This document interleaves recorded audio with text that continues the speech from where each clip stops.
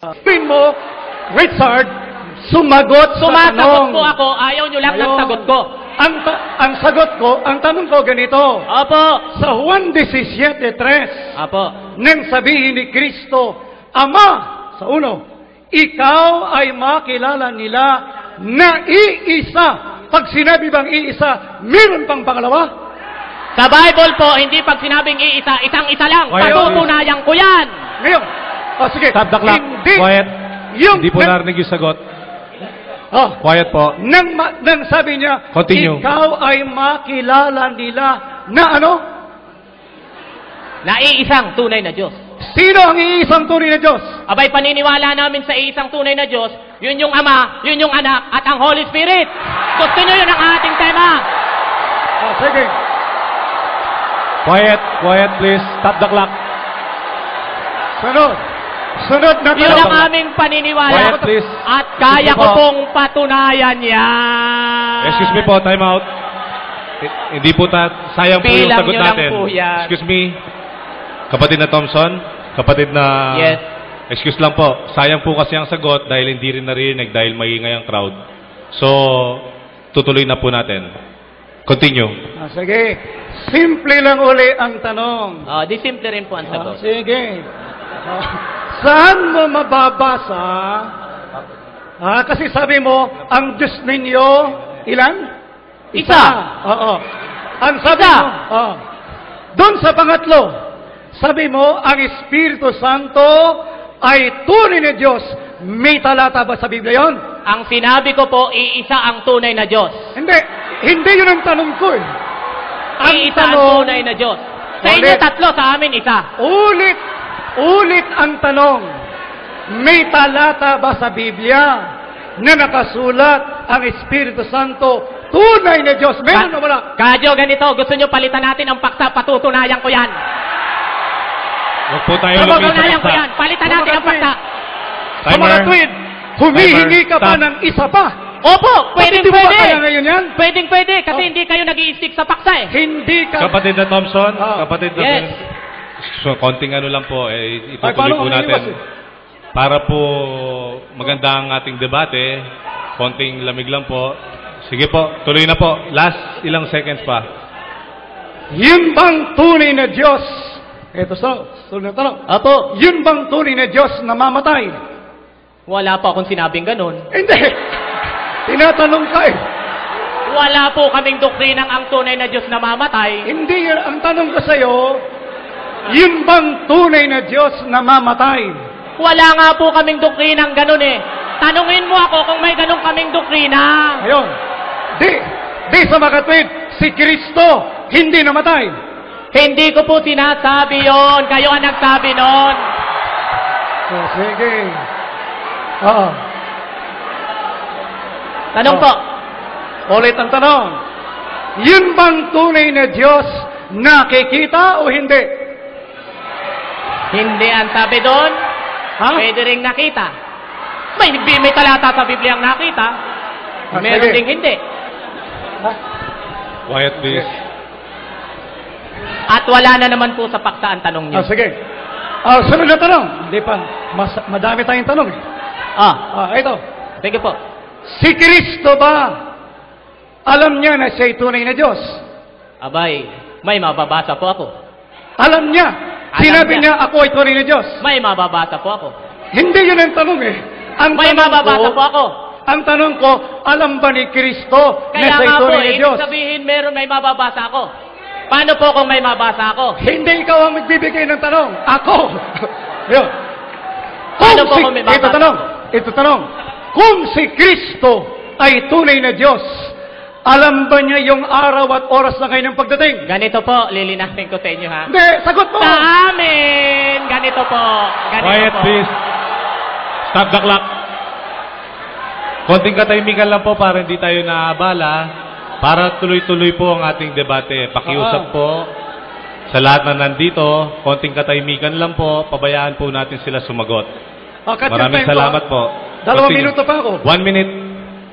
Sige. Kasi nga po, ang paniniwala namin kay Kristo, meron siyang dual nature. Sige, puntahan na natin yan. Oo. Puntahan na natin yan. Sa mga tweet, nung si Kristo narito sa lupa, hindi sa Diyos. Wala po kaming doktrinang ganon. Ay, sa makatid, nung narito sa lupa, Diyos siya. Diyos pa rin siya. Alam ba niya yung araw at oras na kanyang pagdating? Yung pagka-Diyos niya po, alam ang lahat ng bagay. May talata ako dyan. Hindi. Ang tanong sa'yo, alam ba ni Kristo yung araw at oras May na kanyang kalagayang pagdating? tao nga po kasi siya. Ulit ang tanong. Ulit ang tanong. Oo o hindi? Alam o hindi? Hindi lang po oo at hindi ang sagot ng tanong nyo. Kaya mong sagutin ang oo at hindi? Hindi nga po oo at hindi ang sagot ng tanong nyo. Ito sunod na tanong. Quiet, please. Yun po ang sagot ko. Time's up. Time's up. Thank you po. Time's up. Thank you very much.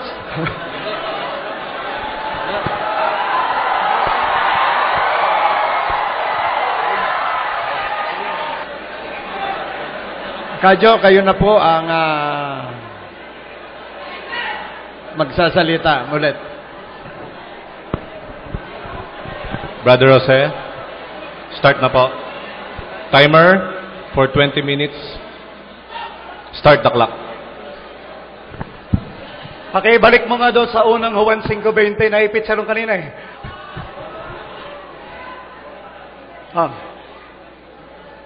Pakibalik mo lang doon sa unang Juan 5:20. Mga kaibigan, ang sabi ni Ginoong Thompson, si Kristo raw ang tinutukoy ng salitang, ito ang tunay na Diyos.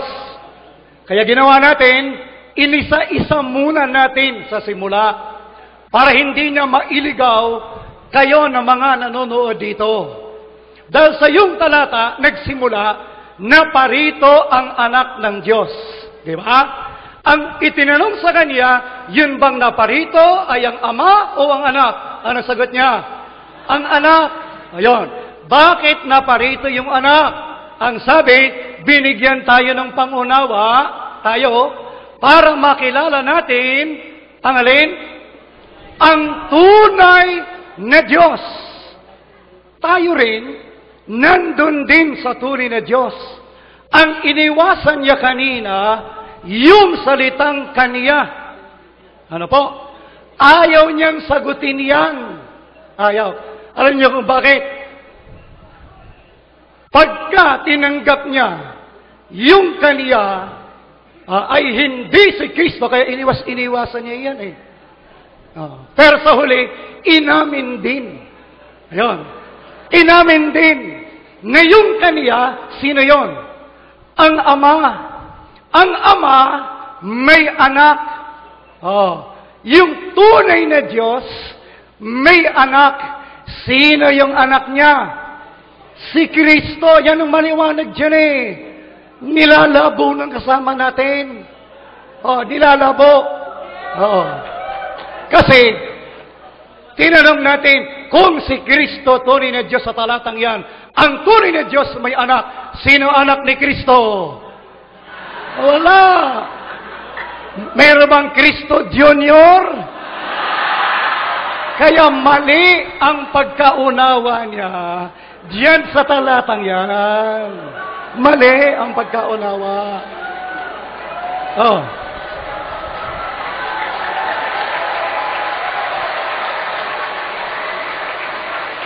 Baka sabihin nyo, wala siyang kakampi. Ito ay aklat nila. Seventh-day Adventist Bible Commentary. Yan. This is the true God. 1 John 5:20. Doon sa bandang dulo. This is the true God. It is possible, posible lang, sabi nila, to apply these words to Jesus Christ. Posible lang. But their most probable application is to the Father. Sige. Tindigan mo na si Kristo, tunay na Diyos sa unang Juan 5:20. Sabi ng libro niyo, kanino rayon? The most probable application is to the Father.